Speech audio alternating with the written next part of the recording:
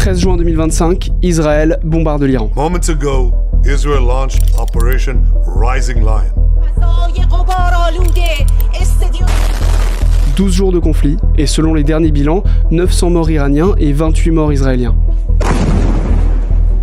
Tout ça justifié par le risque que l'Iran obtienne l'arme nucléaire. Les États-Unis ont frappé dans la nuit de samedi à dimanche 3 sites nucléaires iraniens. 24 février 2022, invasion russe en Ukraine. Depuis, Poutine brandit la menace de sa bombe nucléaire. Nous accorderons une attention particulière à notre triade nucléaire. Encore.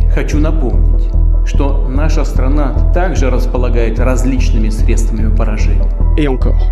Nos forces nucléaires sont toujours en alerte. Alors aujourd'hui, on va prendre du recul. Dans cette ère de conflit dans laquelle on se trouve, on va prendre le temps de diagnostiquer la santé de l'équilibre nucléaire mondial. Est-ce qu'on risque vraiment que demain, une bombe nucléaire embrase le monde ?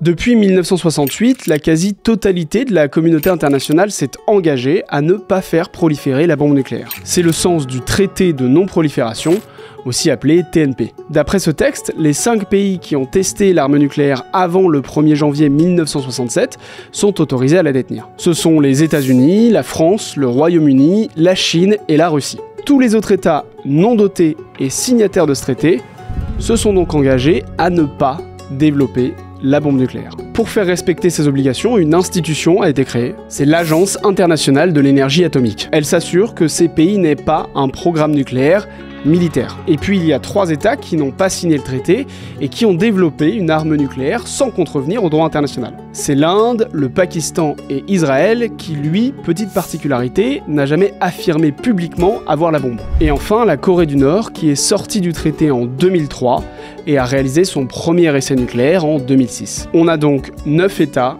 qui ont un pouvoir de destruction immense. Et pour nous protéger d'une escalade, ils respectent un équilibre géopolitique assez subtil, c'est le principe de dissuasion nucléaire. En gros, si on le simplifie, c'est ça: si tu m'attaques, je suis capable de te détruire avec une arme atomique, donc tu n'as aucun intérêt à le faire. C'est ce principe qui évite que les grandes puissances de ce monde s'engagent dans un conflit direct. Mais pour que la dissuasion nucléaire fonctionne, il ne suffit pas d'avoir la bombe. On va aller voir Héloïse Fayet, elle est chercheuse et spécialiste de la dissuasion nucléaire, et elle va nous éclairer.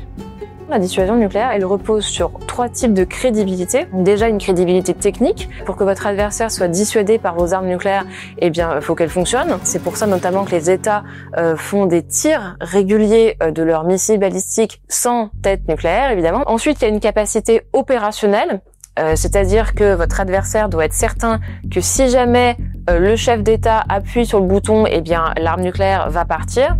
Et après, le 3e pilier, qui est le plus important, je pense, c'est la crédibilité politique. C'est-à-dire que le chef d'État, celui qui a la responsabilité du feu nucléaire, il doit pouvoir être sérieux et crédible sur le fait que oui, peut-être un jour, il prendra la responsabilité de dizaines de millions de morts, ou de plusieurs millions de morts, pour sauver en fait pour assurer la survie de son État. Et donc, paradoxalement, s'exposer lui aussi à une riposte nucléaire. Alors quand vous voyez la Russie mettre en état d'alerte ses forces nucléaires. Nos forces nucléaires sont toujours en alerte. En fait, c'est comme quand la France simule un raid nucléaire aérien ou qu'Emmanuel Macron plonge dans un sous-marin nucléaire lanceur d'engins. C'est une technique qu'on appelle le signalement stratégique et qui permet aux États de rappeler la crédibilité de leurs forces nucléaires. La France, les États-Unis et la Russie le font assez régulièrement. Mais bon, il y a quand même une particularité avec la Russie, parce que depuis le début de la guerre en Ukraine, Poutine brandit quand même très souvent cette menace nucléaire. Et ça, c'est quand même déstabilisateur, ça peut créer de l'incompréhension.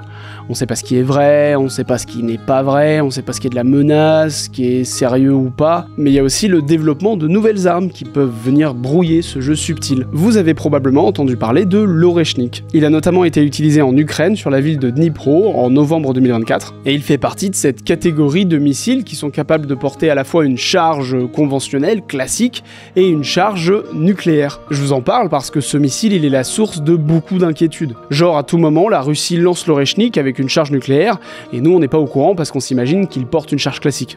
Il est improbable, voire impossible, que la Russie décide, out of the blue, on va dire, d'utiliser une arme nucléaire. S'ils en sont là, c'est que il y aura eu forcément une escalade extrêmement forte avant, et qu'il y aura eu d'autres signaux, pour le coup, conventionnels, mais aussi des discours, des communications directes entre les chefs d'État pour que là, ça soit extrêmement clair.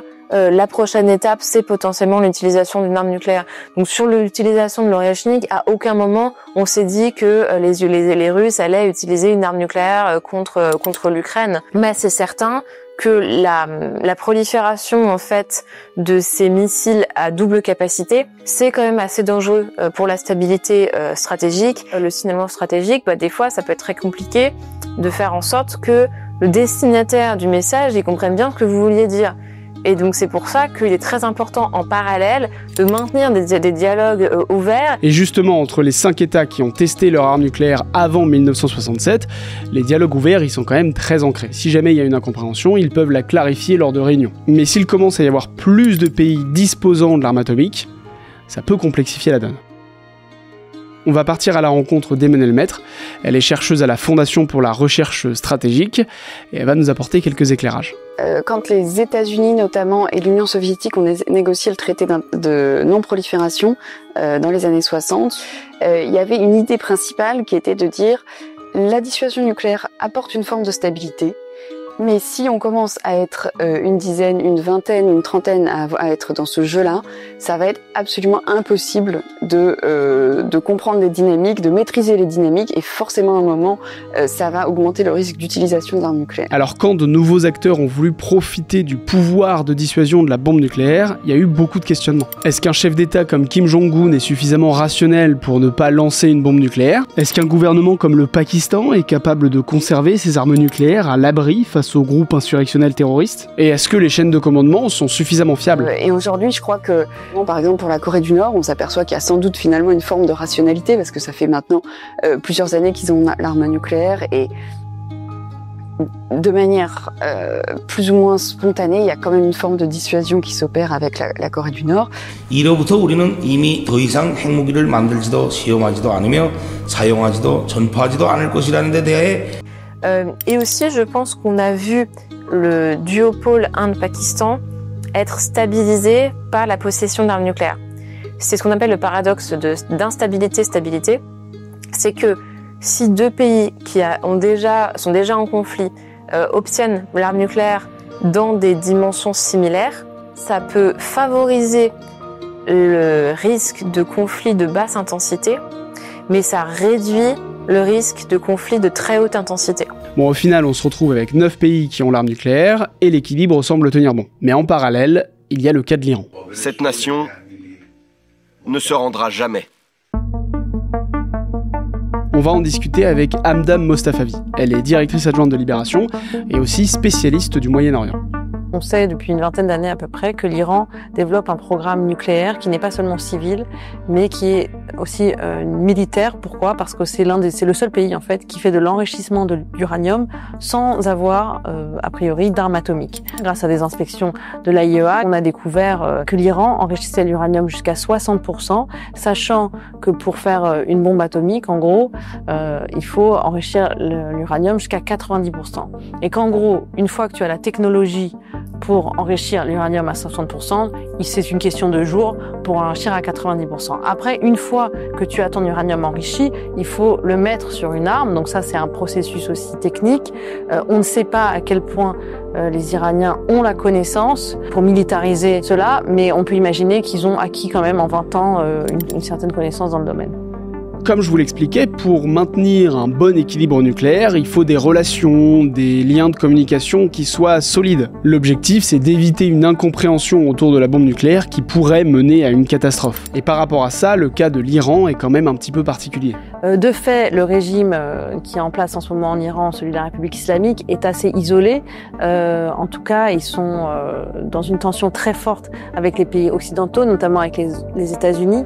Les dirigeants iraniens qualifient ouvertement les États-Unis de grand Satan, Israël de petit Satan. Il faut aussi rappeler que l'Iran a comme fondement idéologique la destruction d'Israël. C'est l'inverse des doctrines nucléaires des puissances traditionnelles. L'objectif de la bombe atomique n'est pas de détruire son voisin, elle a une finalité défensive. Et puis finalement, le 13 juin. Moments ago, Israel launched Operation Rising Lion. Résultat, de nombreux échanges de missiles, des bombardements américains, un programme nucléaire iranien retardé de 1 à 2 ans selon le Pentagone, 900 morts iraniens et 28 morts israéliens.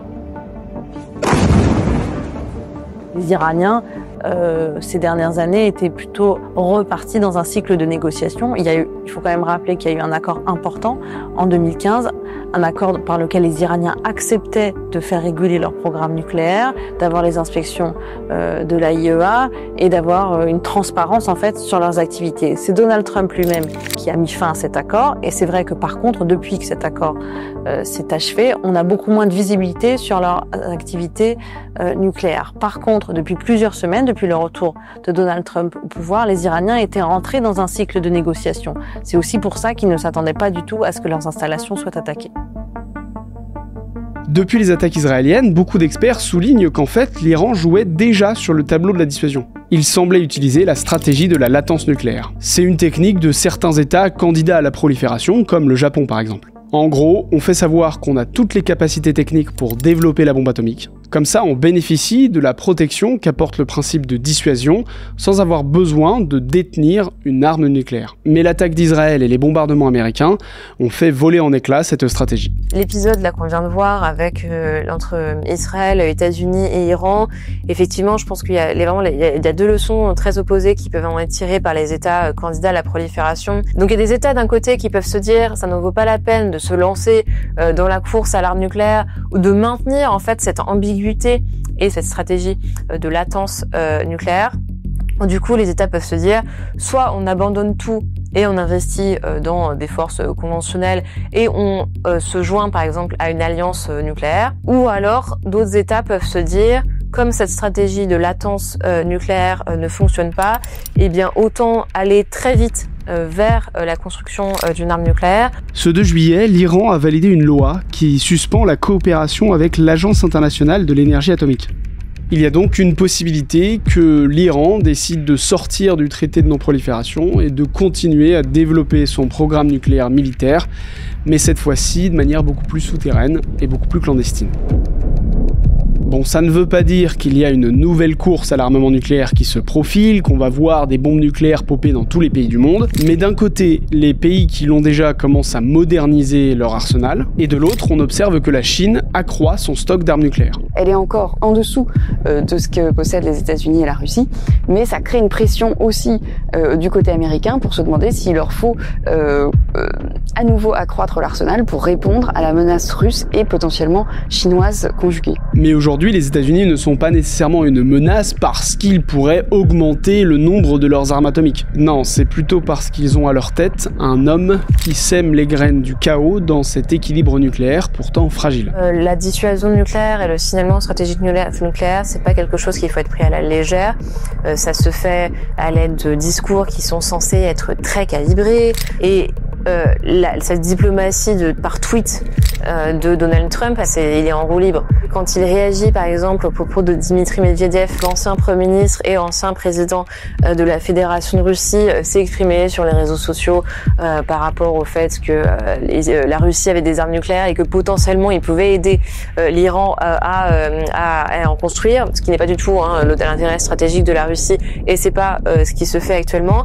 Et Donald Trump, au lieu de laisser couler, parce que vraiment plus personne n'écoute Dmitry Medvedev, il a réagi à ses propos sur Truth Social en expliquant qu'il était absolument intolérable de dire ça, mais en parallèle en rappelant que de toute façon c'était l'arsenal nucléaire américain qui était le plus puissant, et puis qu'ils avaient une vingtaine de sous-marins nucléaires lanceurs d'engins qui, le sous-entendu était très clair, qui étaient prêts à les utiliser contre la Russie si jamais la Russie voulait aider l'Iran à avoir des armes nucléaires.